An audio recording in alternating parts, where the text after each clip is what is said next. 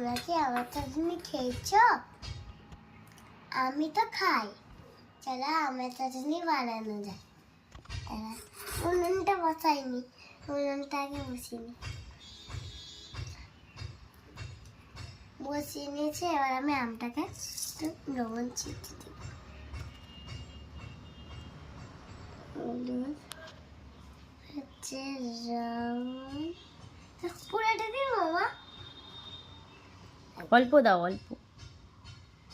হুম। এবার মাখিয়ে নেব, সবগুলোকে মাখিয়ে নেব।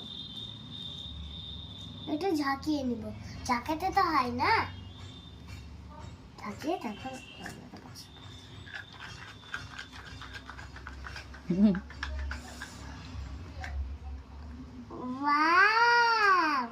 গরম কড়াইতে বসাই। তো আবার লবণ হলুদ দিব।